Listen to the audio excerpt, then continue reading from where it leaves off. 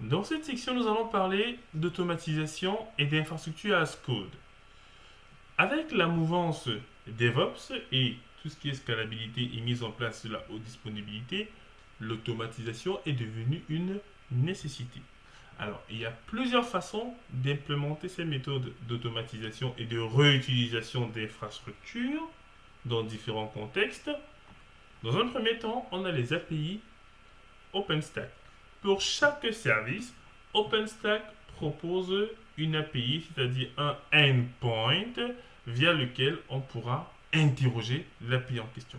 Chaque API, effectivement, a sa façon de fonctionner, mais il y a un certain nombre de standards que chacun va essayer d'y répondre, parce qu'il faut bien comprendre que ce que la fondation OpenStack a essayé de faire en place, a essayé de mettre en place, c'est de fédérer en fait tous ces projets-là. Parce que ces projets-là, Glance, Nova, Cinder, Swift, en fait, chacun évoluait de son côté. Mais il a fallu les rassembler, en fait. Du coup, ça a été un peu complexe de créer une certaine cohérence entre tout cela. Et c'est donc le but de la fondation OpenStack.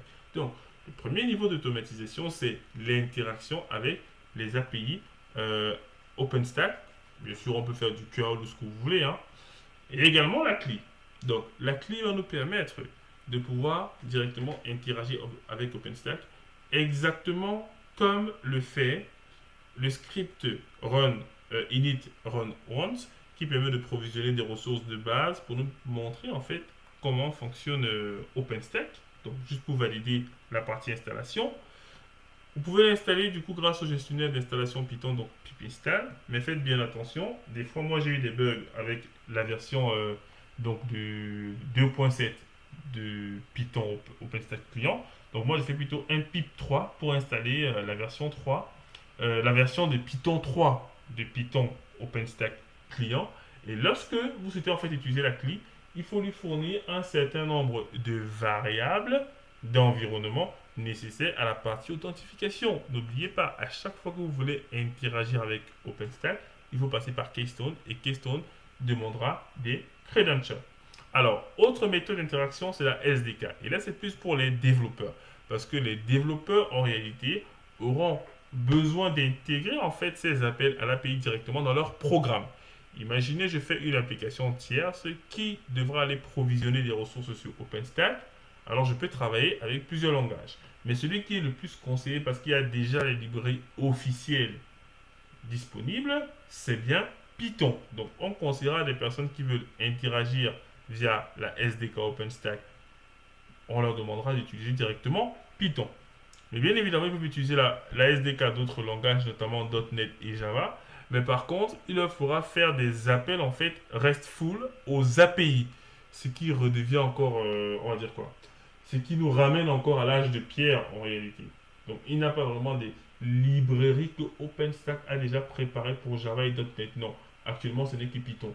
Du coup, tout ce qu'ils feront en fait avec les autres langages, c'est faire des appels en fait à l'API basique. Ils ne pourront pas utiliser déjà des librairies préparées par rapport à cela. Donc là, c'était pour la partie SDK. Alors, effectivement, là, on interagit avec l'infrastructure en scriptant ce que l'on veut comme action.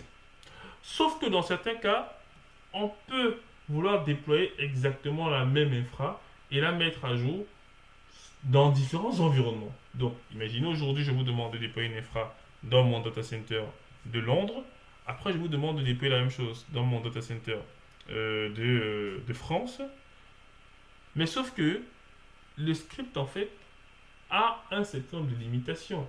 C'est qu'il ne sait pas gérer l'existant.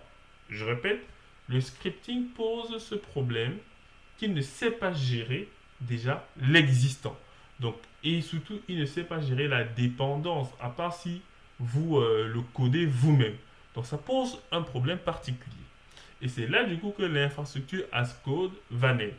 C'est-à-dire, c'est un procédé qui va nous permettre de codifier l'infrastructure que l'on souhaite et donner ensuite un fichier, du coup, résumant ce que l'on souhaite faire à OpenStack ou à tout autre opérateur cloud qui va du coup déployer la plateforme que nous souhaitons.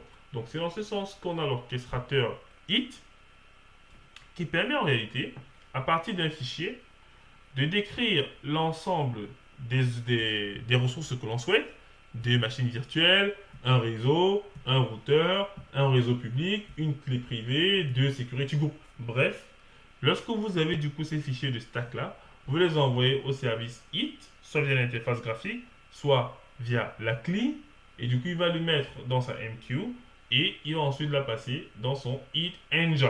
Et bien sûr, toutes les stacks qu'il va créer, il va les répertorier dans sa BDD, il va provoquer du coup la création des ressources qu'on a demandées.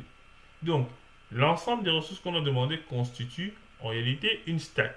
Donc, IT, c'est le service conseillé pour pouvoir orchestrer le déploiement de ressources de façon automatique sur notre cher ami OpenStack.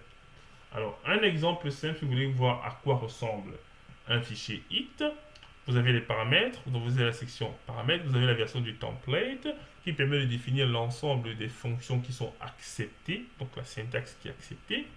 Et vous avez la partie ressources. Donc paramètres, on définit les paramètres qu'on va utiliser, ça peut être des variables, vous pouvez ici initialiser un certain nombre d'informations customisables. Et les ressources représentent en réalité les éléments que l'on va créer sur OpenStack. Ça peut être une VM, ça peut être une security group, ça peut être ce que vous voulez. Dans cet exemple ici, par exemple, on dit que le type de ressources que l'on veut, c'est OpenStack, Nova, serveur. Ça veut dire qu'on veut du coup créer un serveur, donc une instance OpenStack.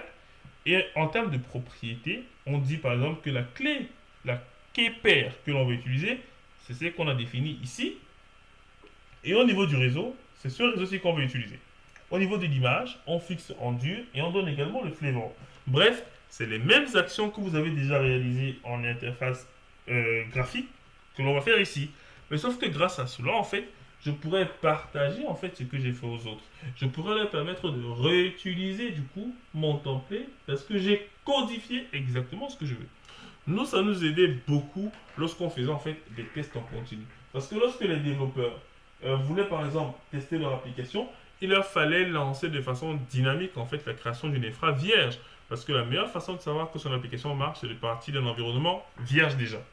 Quand on parle d'un environnement vierge, il faut pouvoir le provisionner du coup automatiquement. Parce que si on le laisse là, du coup il sera pollué avec le temps. Donc grâce au stack IT, du coup on provisionne de façon automatique et eux ensuite ils peuvent lancer leur application et faire les tests de façon également automatique. Donc là c'est pour la partie IT.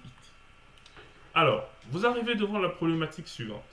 Vous avez des infras qui travaillent en même temps sur OpenStack et sur d'autres cloud providers.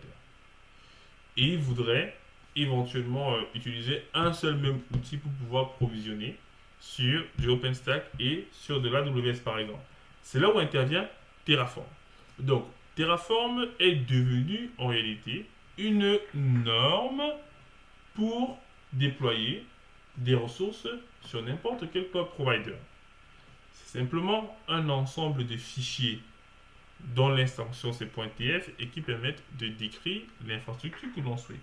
Si vous voulez en apprendre plus sur Terraform et comment provisionner du coup sur AWS, je vous invite à regarder la formation Terraform disponible sur la plateforme EasyTraining. Donc, Terraform, c'est également une autre méthode pour faire de l'infrastructure as code, codifier son infra et donc faciliter sa réutilisation, sa maintenabilité, sa scalabilité et tout ce que vous pouvez imaginer en plus. Cette section a pour but de vous parler de la partie automatisation sur OpenStack et il est question maintenant de passer à la pratique.